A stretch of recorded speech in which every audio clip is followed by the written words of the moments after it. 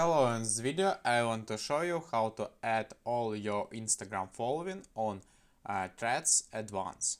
First you need to open the Instagram app and then go to the profile page, and here find the Threads button.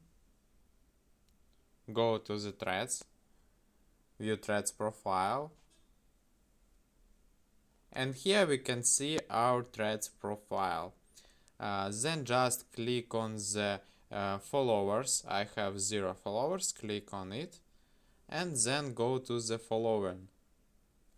Here find and click on the see all, and here you can just follow your following on Instagram. I have these 3 following, and I click on the follow.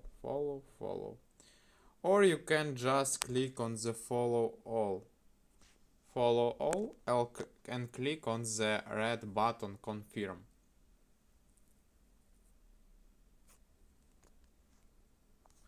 And that's all for this function today. Goodbye.